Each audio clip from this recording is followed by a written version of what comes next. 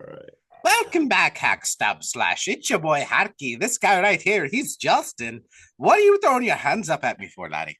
We're not covering the Leprechaun, man. We're doing Companion from 2025. What did you just watch? Oh, Rewatch the dude. Leprechaun? No, I got confused because I just remembered seeing you at work wearing the leprechaun shirt. Good point. I did just drop a lot of Leprechaun content because Leprechaun's it's so so good. good. So But good. we are doing companion. I gave Justin some criteria, and I was like, "Yo, I'm like, find me a new movie." That was it.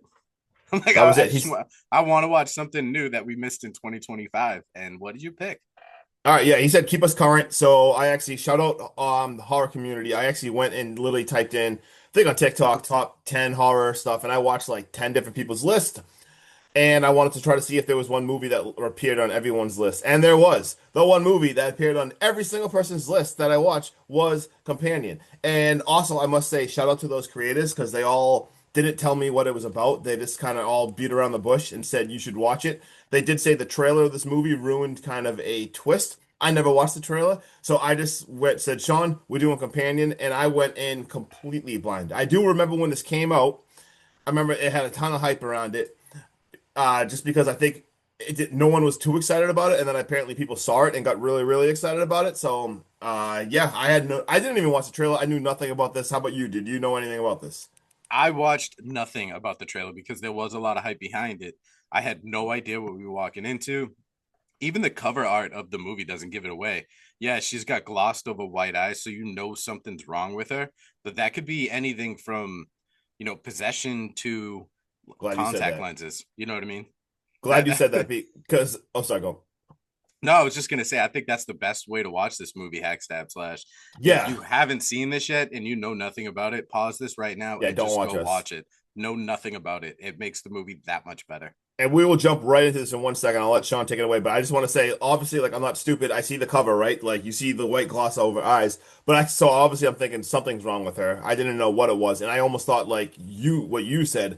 I was like, oh shit, maybe she's like possessed or something. This could be like a possession movie. But yeah, let's just get right into it. So take it away, Sean.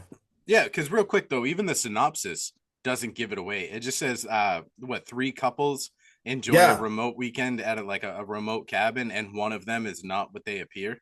And that's like the most generic horror movie shit ever. Yeah, That's like every horror movie that goes basic as fuck, to but it's a white girl special right there. exactly. And Exactly. speaking of the white girl special, we see Iris giving a monologue right at the beginning, and she's meeting Josh for the first time at a grocery store. This is love at first sight. My notes say live, but I know it's supposed to say love. Dumping all the oranges all over the floor to really lock in this moment, make it a real special memory. And then we see they're having a quiet road trip to visit some friends. This seems like the ideal relationship, right? Yeah. I mean, a weekend getaway at what I think is a Russian drug lord's house in the mountains on a lake. This is all way too good to be true. So far, I'm not a real big fan of the way Josh is treating Iris. He comes off very condescending. There's one point in this whole opening scene where a dude gets laid, and it's just it's a lot because he gets laid after this weird dance party and just rolls over and tells her to go to sleep while she's in the middle of a conversation, then just being way too good for him the next morning. Like she's offering him like sex in a shower. She's, I'll make you breakfast, we can spend the day down by the lake, and he just blows her off and tells her to go to the lake by himself, or herself, sorry. Josh, what the fuck is wrong with you, my guy? I hated this guy. And never mind, I couldn't get past. So obviously, I know this guy was probably in a lot of stuff, but he was definitely the guy in Scream 5, the killer in Scream 5. Like Oh yeah. the second I watched this guy, I was like already angry at him, and holy crap, I could not stand him at all. And I just say, like you said, the vibes are off. You don't know what's going on. The vibes are definitely off. And I mean, there's two different couples there too. You see like you meet Sergey and Kat, and even that relationship seems very odd. Like No, then you Sergey's, meet Patrick and Eli. And bro, I loved Eli and Werewolves Within. He was from oh, Werewolves Within. Yes, yes. They were the gay okay. couple in the mountains too. Oh my God, that's no, because I recognize. I'm like I know this guy, and I meant to look it up. I didn't realize where he was from, but I know I definitely saw him in things before. He's I think he was in What We Do in the Shadows too. Oh, so I never seen that, but yeah, I've seen the trailer and stuff, and that's I recognize it from that too. Yeah, so you get He like that. Yeah, you get this like goofy gay couple who actually like them right away because they both seem very positive and like quirky, fun vibes. But like Kat and Sergey, I don't know what's going on with them. He's like some crazy rich guy that owns all of this, and you could tell he just doesn't care about her at all, and she's just clearly with him for all the perks and everything. Oh yeah, dude. And Sergey is a piece of shit right off the rip, and he doesn't even try to hide it. And No. Josh is just as much of a piece of shit because by sending her down to the lake, he puts Iris in the position to, quite frankly, get sexually molested by Sergey. This creep ass Russian mafia dude just begins like a full frontal assault on her, and he tells her it's fine, it's what she's made for. And in the back of my head I'm like, what do you think she is, just some kind of tool for you to have fun with and toss aside? Clearly this is how you view women, given the fact that you don't give a shit about your wife, you don't give a shit about Kat, your mistress, and now you're down at the lake telling her this was Kat's idea and you're gonna fool around with her whether she likes it or not. Yeah, I was gonna say, didn't he say like they told me like why you're here for what you're here for or something like that? Like some, I was like, what? Dude, and she kills him, rightfully so. And I am so glad she did because I didn't want to deal with Sergey for another minute in this movie. But when she goes back up to the house and they see her covered in blood, everyone's in a full panic. They have no idea what's going on. And Josh grabs her by the shoulders and tells her to go to sleep. And she does. What the fuck is going on right now? She's a robot? She's a girlfriend android? What? No, I paused the movie. He's literally just like you said, she is covered in so much gore. She is so bloody and just stands in there and everyone is panicking. And then it's just Iris go to sleep. And she powers down and Ooh. her eyes turn white. If anyone's watching on YouTube, right behind me like that. And she's just like frozen and stands there. And I was like, oh my God, like what even just happened? I did not oh that makes that yeah, crazy.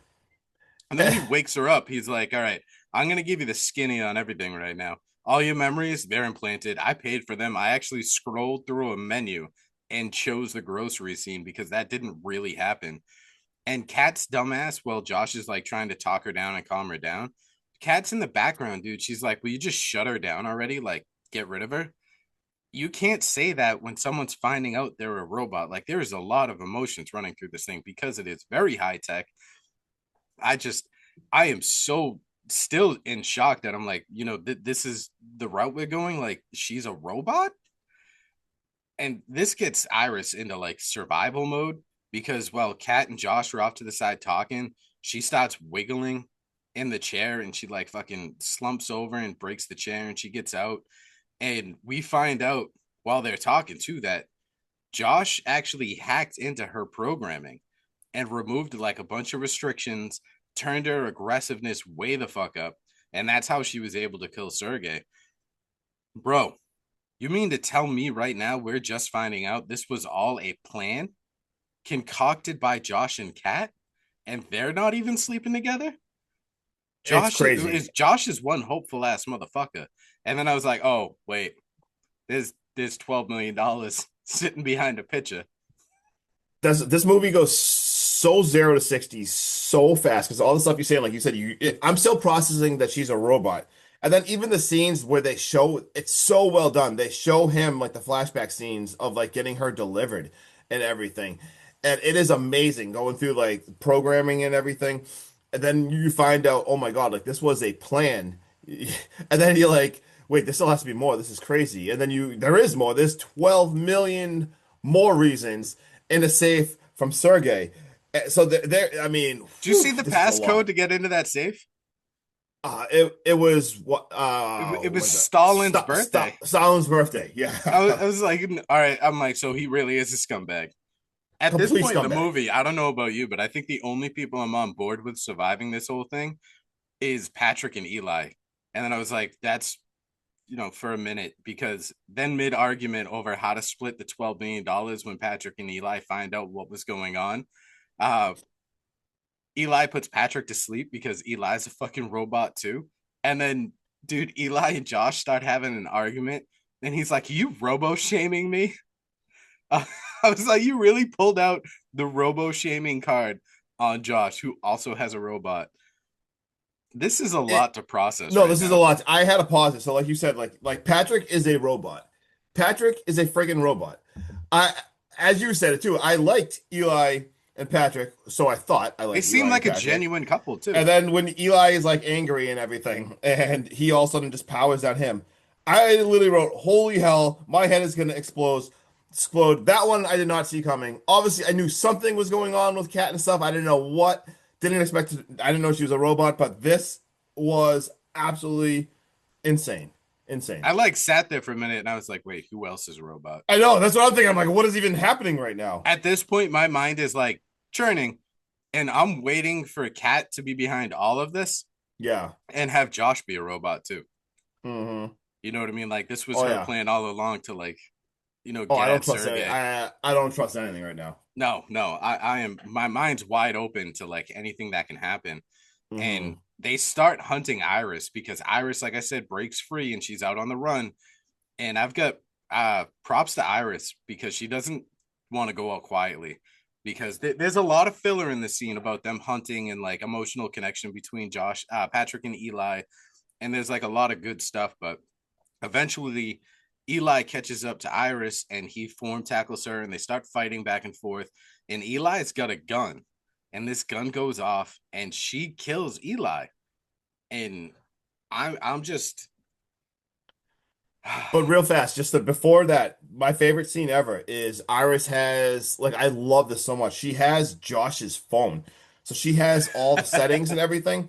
She's looking at her settings and she sees like her own programming and it's crazy. She's like changing the color of her eyes. This is so cool. And she looks at the settings and says like the intelligence level and turns that she's shit like right almost up to 100. disappointed. It's at 40%. And you kind of hear her say like, "Really, Josh?" She turns that right up. So you're like, "Oh my God, like this robot now is like self-aware." I mean, she just this like it went 0 to 60 so much even faster. This is absolutely crazy right now. Like I said, the I do like that after this whole like struggle when she shoots Eli, she runs away and like you said, she turns her intelligence up to 100 and she comes up with a plan. She's like, obviously, I can't hitchhike. I'm covered in blood. I can't run across these woods because, well, there's like hundreds of miles of terrain. I would never get there. So she's like, all right, I'm just gonna steal Josh's car. And she gets to Josh's car and she uses the voice modulation to hijack the car so she sounds like Josh. And I was so happy that when she hijacked his car and they're driving away, dude, she runs over Josh's foot. That was so awesome. That was even that scene's so cool. Like you hear the voice changing. It is crazy. And then you see like Josh, man, he's losing his mind now. He realized like, holy shit, like we have to do something to go get her. And he resets Patrick, like reboots Patrick completely, resets him. This is absolutely wild because he has to like put his face in front of him and like make a new memory. And in the memory, it shows where like Eli used to be in like the dancing scene where they meet. Like it is now Josh, and he changes this dude's aggression to 100. So I mean, this dude's pretty much like a Terminator right now. I really felt like this is like some Terminator shit. And you see Iris. He reports Iris is driving away, but he reports the car. It's like a self-drive. It's a self-driving car too. Really weird, like AI self-driving car. He reports that stolen. So you see, like she gets stuck. Like the car basically just pulls itself over, and you see her kicking out of the car. I absolutely love the scene too because a cop drives by, and the cop I'd say pulls her over, but she's already pulled over, and I can't pull over yeah, anymore. and she can't lie too. But her settings are now in German talking, and the cops asking her all these questions. Dude, she's speaking in another language, That and the was cops really like, quick thinking. Like for yes, her to change her voice to German, knowing she that he's not going to understand anything. so well. That's what I mean. Like this is so smart. And the cop kind of realizes like, oh, like Sergey's place, and he's like, oh, that's Sergey. Like, what did he get himself into now? And the whole time this whole scene is going on, like the cop ends up realizing like, oh shit, like no, something's weird. Like pulls the gun on her, but she's telling him like behind you. And talk about Terminator. I mean, you see Patrick walking out of the woods and just walking towards this freaking cop. And when I say he destroys this cop. Oh my God, he just punches this dude and smashes this dude's face completely in. I Powers just that got holy robo strength Batman. Patrick is an animal. He beats this cop to death like he's the villain in a Die Hard movie. For real, this was absolutely intense. And then he powers down Iris, and you see he drives the car back to Sergei's now. Which And car? Which it's oh, car? so it's a police car because you see what's the name? Josh and Kat look like oh shit, like what's happening? Because a cop pulls up, and when they run outside, no, it's Patrick, and you see him. He's just like this kid Terminator vibes. He's like yeah. Cops in the back, and they're like, "Oh my God!" Like they're Yeah, panicking no, now no because man left behind. Dead cop in the there trunk. is a dead cop in the trunk. He does have Iris, which is great, but you see like, holy shit, what is going on? And then you see Kat and Josh kind of like arguing. They're panicking. Kat's like, I am getting the hell out of here and everything. And they're talking about Sergey and everything. I'm pretty sure she's like, Sergey was like a sod farmer. And he's He was like, like, hey. "What?" And he's like, what are you talking about? I thought he was in like the mafia and stuff. She's like, well, I never really like told you exactly like what he did. I kind of left it over. He's like, what are you talking about? So like he wasn't even yeah, like Sergey's a piece of shit, 100%. But he wasn't Yeah, at he's a piece of shit in the terms of like he uses shit as fertilizer and then sells it. yeah, exactly. But like, was he as bad? No. So Patrick's like stopping her, and this, oh my God, this just keeps getting crazy because he says, Patrick, stop her. Patrick, his aggression is to 100, mind you. He grabs a friggin' knife and he stabs Kat in the back. Talk about symbolism. Yeah, like Just whole, stabbing people in the back left and right. and you see Is it Kat me or did you not feel any ounce of sadness when she died? oh, absolutely, like screw I Kat. felt I don't. nothing, no joy, no nothing. I was like, Yeah, no, cannon fodder. I Bye bye. absolutely hate Kat, hate Josh. Absolutely crazy. I didn't expect that to happen to her, but holy shit. And they basically have Iris wake up, and it's a dinner time now. We see Patrick's cooking food for them, and she's like kind of like sitting at the chair, and he turns her intelligence back to zero. He's arguing, she's saying all these different things to him, and he's Dude, at before she turns the intelligence down to zero, yeah. I was like, I'm Team Iris, but during this dinner conversation, I am 1000% Team Iris because he's like, you can't hurt me. You love me. He's like, yeah, I know you do. He's like, you know everything about me. And she's like, Hmm. I do. She's like, I know you like oat milk in your coffee. I know you like your bed sheets untucked. And like, it sounds so pure and so genuine. And then Yeah. she's like, and I also know that you're like just a giant piece of shit, self-loathing little man. You have an under average penis size. Like just starts tearing him to shreds with pure facts. And that's when he turns the intelligence down to zero, like, shut up, I can't take this anymore. Oh yeah, The you cold can tell hard he truth was is hurting my feelings. yeah, I was gonna say you could tell he was hurt by that because run away. That's when he turns it to zero, and just was complete psychopath because he's like, oh, you think you feel pain? And he's like, Iris, put your hand out. And like, so she's sitting there with her hand straight out, and this dude puts the freaking candle under there, and you see there's like kind of like tears in her eyes, and her hand is melting to the point where she actually gets caught completely on fire. And we see, and then he finally is like, Patrick, put her out. And you see the whole time this is happening, he calls someone. You see him calling the empath, I think it's called the Yeah, empath the robot empath. people. It's like the geek squad for these Yeah, the Geek robots. Squad, and he's reporting and telling all the stuff. He gives Iris the gun. He's like, put it to your head, pull the trigger, and he makes her shoot herself in the head. Now, obviously, she's a robot, so when she does, like, like parts and pieces shoot out, and she falls It was over and like, very like brain matter related. Like it's yeah. parts, but it's a lot of fluid and stuff like that. It kind of gives you the same aesthetic as someone that would blow their brains out in a horror movie. But bro, I officially hate him now more than I did when he revealed himself as Ghostface in Scream 5. I was gonna say I've seen this guy in like two movies and I've hated him. So even before the reveal in Scream 5, I hated this dude's vibe so much. Um, but holy God, now the empath robot people are here, and you see Patrick is in the cop uniform. So like this is actually kind of really smart. I'm not gonna lie. Like I hate Josh so much, but having him play the cop, Dress up. yeah, this seems like yeah, exactly. For them to role play in front of these people like this is really smart. But and you see the two guys talking, they're like, "Oh yeah, no big deal. Like we'll take this and everything." And you see the guys like, "I feel like I've seen you before," talking to Patrick, and then I'm like, "Oh shit, maybe He's this like, is oh yeah, definitely like an actor or maybe like a musician. Like he's yeah." got a really good looking face, huh? Yeah, and then I'm like, oh shit, maybe this isn't as smart as I thought because this is the empath people. And he's like, I don't know. And the two guys like, yeah, all right, well, we'll take her. We're gonna go over the footage and everything. We'll have her rebooted everything. And so basically, he's saying, and he's like, what do you mean the footage? Like, it's probably you probably can't recover it. He's like, no, the footage is actually like down here in like her stomach This somewhere. dude should have shut up the second he knew something fishy was up. Yes. So basically, you realize it's just like she's like an airplane. Like she's got a black box in her. And that's kind of what it feels like. And he's like, she'll be fine, like whatever, we'll reboot it. And then my favorite thing ever, like you see like the two empath people, they go back to the Dude, car. I love when And he's in the car and he's like, nah, he definitely tampered with her. This dude is so fucked. oh yeah, like right away, he's like, he knows 100%. He's like, oh yeah, this dude is fucked. Like he definitely modded her. All of a sudden, out of nowhere though, Patrick is in front. Like they have their headlights on, and Patrick is in front of him. And he's like, oh shit, who is that? And then he's like, oh wait, I know him.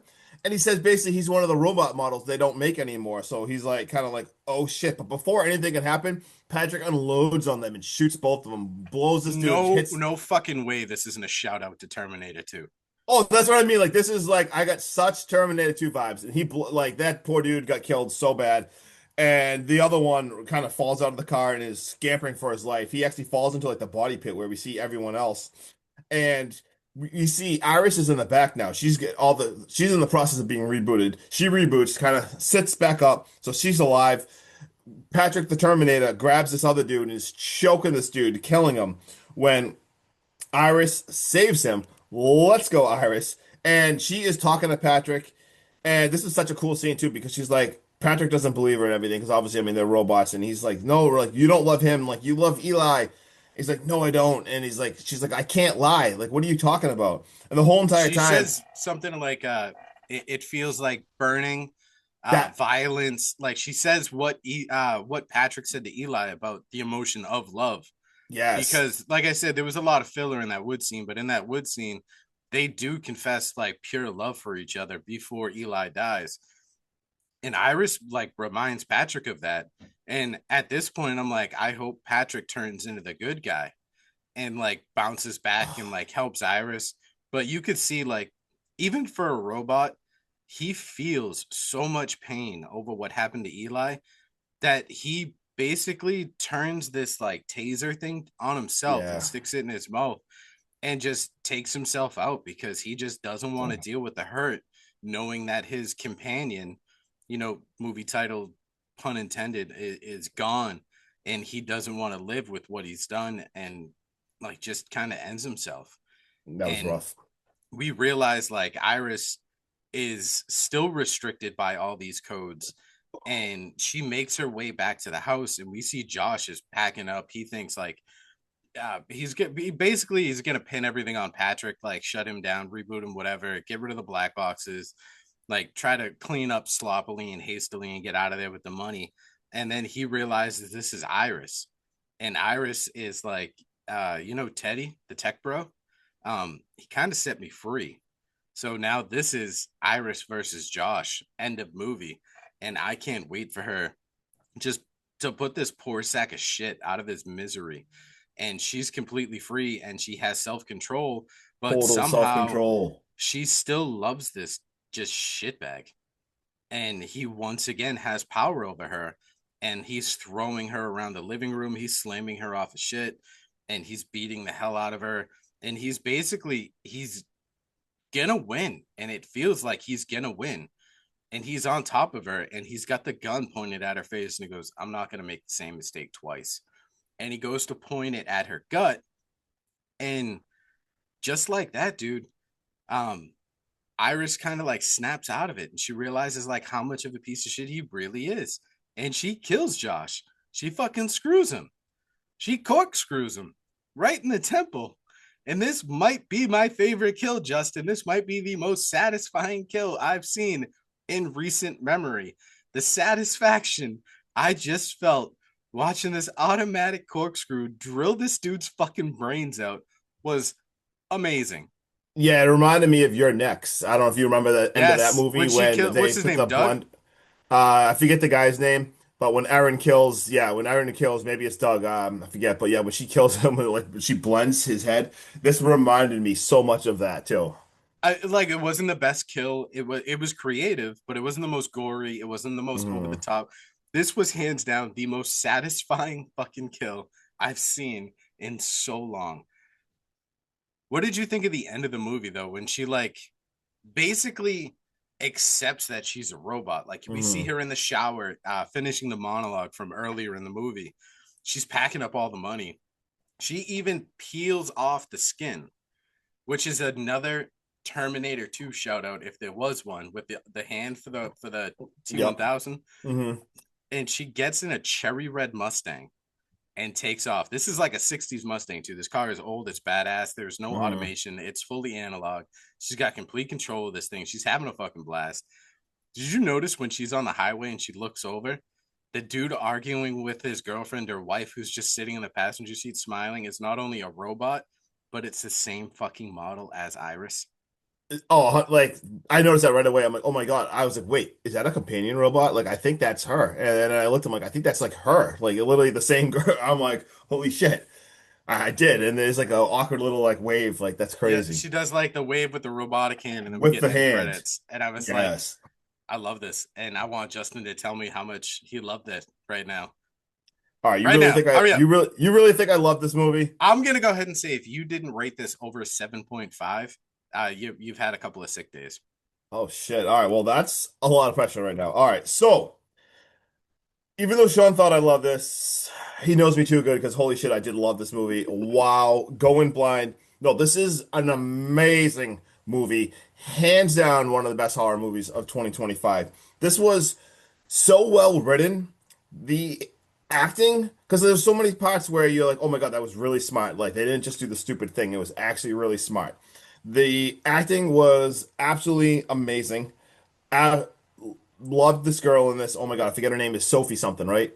Yeah, I can't. Sophie I Thatcher. Sophie Thatcher absolutely crushed it. I mean, shout out to the guy who played Josh too, because holy shit, that guy gets you to hate him. But there, I had a blast with this. Not even just the turn, like the twist and turn were amazing. It did have good gore too, but this was like almost everywhere. Like when I'm first watching the movie, I'm thinking like, oh my God, is this gonna be like some weird bloody romantic movie? No, it's not. It definitely is like it has a cat and mouse thriller in it. Obviously horror elements. There's a lot of dark humor mixed in with this too. Obviously, there's even like social commentary. There's undertones of like girls being stuck in terrible toxic relationships. I mean, there's so Not much even in. just girls. Like you could throw Patrick into that with Eli. You're It, right. That's what I mean. So like there was definitely actual really cool stories in this. Love this movie. I mean, this is an 8.7 out of 10. Absolutely loved it. I love it. Love this movie. I want to rewatch. I don't my wife does not love a lot of horror movies, so she does not watch a lot of horror movies with me. After watching this, I'm like, "Oh my God, I think she'd even love this." So I'm actually excited to I can't wait to rewatch this and I'm going to have make my wife watch this. I love this movie. so I was like, I truly did not know what to expect on this watch. It had so many good things said about it. And one thing that I really think benefited my viewing experience, like Justin said, was going in so blind that I didn't know she was a robot. The storyline and plot was as basic as a peanut butter and jelly, but let's be honest, it fucking worked. Sometimes if you're gonna make a good movie, you just need an audience to let go of certain narratives. And I mean, this is horror. The storylines are supposed to be a little far-fetched and illogical, and we didn't get too much of that in this movie. Jack Quaid is slowly becoming one of my favorite actors from That's his Scream, The name. Boys, Novocaine, and now this. Did you know Jack Quaid is actually? Do you remember what did we just watch? The Substance. Hmm. Dennis Quaid is his dad, So I just found that out and then Meg yesterday. Ryan is his mom. I knew absolutely none of that. I just found that out yesterday. Also, can we just take a minute to appreciate the switch? Lucas Gage, he plays Patrick, turned off at like 2/3 of this movie, like going the way through. Um, he goes from this fun-loving boyfriend to this mindless, rageful killing machine with no remorse or expression, right up until he's overcome with memories and guilt of Eli, and he ends up ending himself. Holy fuck, what an acting job! And since we're on the topic of robots, holy shit, bro. Sophia Thatcher was absolutely perfect for this role.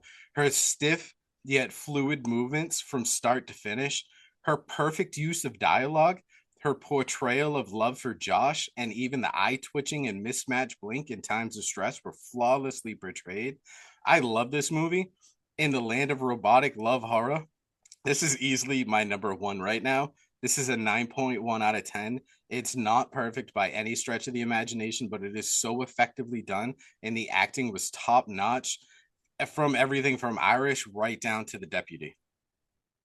Also, I love what you said about Sophie Thatcher because there were so many parts, even in the beginning, before you know that she's a robot, there's so much just I know it's acting and everyone's supposed to do that, but so many actresses and actors don't do it efficiently. Just You can her get too movements, robotic, her but she her wasn't. just she portrayed so much with just her facial expressions before in this movie. Like she was so good. Like I can't even get over how good this was. And Like there was I, hints throughout this movie, Justin, where he was like Josh would look at Iris and he was like, "Hey, just pretend to be happy and smile." You know what I mean? yeah. Stuff like that. And it was almost like you see this in serial killer things, where they're like they have no emotions, so they have to study and analyze someone with emotions to help themselves portray those emotions. And it's almost like that's what her character was doing. So in the beginning of the movie, when he tells her to like smile, when he tells her not to be so weird and like not to do certain things and to follow other emotions in these situations, it's almost like, is she missing this part of her brain? Like, does she not have that part of her soul? And that's why she's a little off. And then when it reveals that she's a robot, you're like, holy shit, like this all clicks in your head like that. And you're like, wow. Yeah, because there was another part that I didn't get when I was watching it at first. It obviously all makes sense after the reveal. He asked her about like the weather, and she like says it so robotically. And he's He's like, I like, love that. what's the weather? Yeah, he's like, she's like, it's 72 degrees and like perfectly sunny. And he says something like, oh, I love that. That never gets old. And I just at the time I thought it was just like a I thought it was personal. like a niche, like you know Yeah, how I thought it people was are just good like a with numbers, or yeah. So like you maybe just think she's it's like. autistic. Yeah, you think it's like some kind of like personal just joke between the couple, and then you realize like, holy shit. So, you got any fun facts? What do you got for us? I do. I have this is a 6.9 on IMDb. And in my personal opinion, it is criminally fucking underrated on IMDb because if we watch this on Prime Hmm. and it's like a 4.4 out of 5, which I think is perfect. 6.9 is absolutely out of control. Like I said, I I almost think that's got to be a joke because this movie is called Companion and it's about companion right. robots. So maybe they were like, Yeah, we got to keep this at a 6.9. exactly. We got a tagline of "Find someone made just for you." Hell yeah. That's actually a really good tagline. No, it makes perfect sense for this. You know what would have made this really funny if the tagline, because it's companion and it's about robots who sleep with like actual humans. If Hmm. the tagline was like companion. Oh my God, I'm sorry, Hack Stab Slash. I'm a little fucked in the head. that was so stupid. Sophia Thatcher can actually cry from one eye at a time on command, and this was much to the delight of director and writer Drew Hancock. I don't know, how do you even have control of your tears? Like, what kind of witch is That's this woman? insane. Now I know why she's such a good actress. This woman is a witch. All She right, can bewitch me anytime. right. Love this that her name in the movie Iris is Siri backwards. I thought that was so clever and so cool. There's Dude, a lot of clever shit in this movie. I'm so Like excited to rewatch this. when we talked earlier and I was like, "Hey, did you realize like that passcode? It's Stalin's birthday." Hmm. When Kat opens Sergei's safe by entering the date of Stalin's birth, it's 18th of December in 1878. She keys in the phrase 181278, indicating filmmakers paid attention to details as a Russian like Sergei and the majority of the rest of the world, just not us because we're Americans and we do everything fucking backwards. Like we should probably get on the metric system with everyone else. Have you noticed that at doctors' offices? They're doing that now. Yeah, I do. I saw that. But when they write it down or they say it or anything, it's day, month, and then the full year date format instead of what we do is month, day, year. I thought The, that was pretty no, cool and really good attention to detail. this movie was so clever, and not even like when she was brainstorming the parts where it showed her like walking through all the different scenarios in her head to find like the best. Like they really thought of so much good things in this movie, and just didn't do like the normal stupid horror tropes. What do we got here? I wrote, you never actually find out what year this actually is in. We don't actually get like an exact year to try to figure out what this is because we got weird cars driving around and everything. So I thought that was cool. They didn't tell you. Did you see like I think you saw the same fun fact I did. They were like all only on his phone it says like June 6th on a Sunday. Hmm. So they gave us a A list of all the list. Junes. It's like I don't know, like 15 different years. It's like 2001, 2004, 2007, Yeah. 2009. Then it's like it goes all the way up to like 2136. Yeah. So choose your own adventure. So And I I did was think like, that can was, we start by 2025 and just move our way there? Because the I believe the car he drives is called like the Hyundai Ionic. I think yeah. I've seen that car around.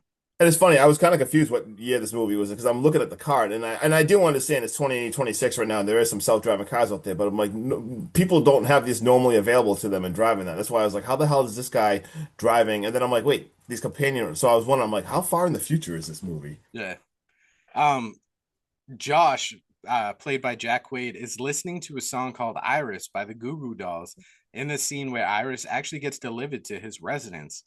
This is another very clever thing because Quaid's mother Ridiculous. is Meg Ryan. Meg Ryan starred in a very big movie back in the 90s called City of Angels from 1998. And the Goo Goo Dolls actually wrote the song Iris for that movie. Oh my God, if I'm old enough to remember that. I never seen the movie, but the stranglehold that song had on, like that song was played every second of every single day, I'm not gonna nonstop lie, of the dude. music. It's I still listen to it like maybe once a week because it's somewhere in one of my playlists. Yeah, oh God, that anyway. It's a good song, and then him singing it live concert in the rain. Like how much more majestic can you get than that? Yeah, I'm not a big fan, but that rain, yeah, that was just. I mean, I appreciate passion and music, and that rain performance is absolutely insane. We got Sophie Thatcher actually portrays the woman in the car that she waved to, and we kind of mentioned that how she was a robot, but so it actually really was her. That's pretty dope. Um, did you know Patrick is actually named after Robert Patrick, who played the T-1000 in Terminator 2 Judgment Day from 1991? Hands down the best Terminator in the entire series, if I do say so myself. He also puts on a police uniform and impersonates a police officer just like the T-1000. That was actually my next one, so I'll skip that. You do you really think Terminator 2 is that much better than Terminator 1 though? I do. Terminator 1 is phenomenal, but in my rankings, I think Terminator 2 is better. Yeah, yeah, you're probably right. I'm not no knock on Terminator 1. Yeah, no, you're The Terminator 2 is like a off the top of my head like an 8.7. I'm gonna go ahead and yeah. say Terminator 1 is like a 8.625. No, you're probably right. The only human survivor was Teddy. And that was my last fun fact. Yeah, as I say, that's all I got as well. So, All right, Hack Stab Slash. Until next time, your homework this week is to go watch Sinister because oh God, no, Justin told me to no. go pick a movie with ghosts. It could have a ghost in it. It could revolve around ghosts. It could have possession, something like that. And I was talking to him at work, and I was like, I don't know what I'm going to choose. And I said the word sinister, and my man shivered, and I was like, that's the movie. Yeah, just to let everyone do know, we are covering Sinister last time, and I have watched that one time. And when I watched that, I'll tell you, I was home alone in the house. It actually scared me. Like it sent shivers down my spine. Actually terrified me. Oh man, I'm not even like I'm actually scared. Like I'm not excited to rewatch The this movie. first I'm time I actually scared. watched that movie, I was like mind blown. I was like, this is so good, so scary, so well done. And then I watched it, I want to say while I was on paternity leave after I had Roman Hmm. and watching all the little kids. I think it was the Sinister too when it's like all the little kids Hmm. that like talk to the other kids. Yeah. Uh kind of made me scared of my kids for like a night. Like I was like, I'm putting a padlock on y'all's room. Get the fuck away from me. Well, yeah, my kid had some night terrors the other day, so I'm terrified watching. Like he had a pretty scary. He's got some sleep. I had night terrors when I was a kid, and my kid started to show like he's got night terrors too. And I'm like, oh God, I don't want to watch this movie now. Your kids get night terrors. I got a 6 year old upstairs that is like making zombie Legos right now and giving me his Yeah, own zombie stories. He's got a stormtrooper with no arm and he's got purple Play-Doh hanging out of it because that's his zombie arm coming to life. let's And then go. I don't know where he gets this, probably from me because I have a sick fascination with Resident Evil. But dude, I come home the other day and he's like, Dad, he's like, are you home? I'm like, yeah. He's like, listen, we have to beat Resident Evil 2 on hardcore mode, second storyline on Leon's, because if we beat it, we get this gun and we can kill Mr. X. And oh, it's so good. We gotta do it, Dad. Let's go. I'm like, Kill Jesus Mr. Christ, X. man. Hell All right, yeah. I'm out of here. All right. Later. Peace.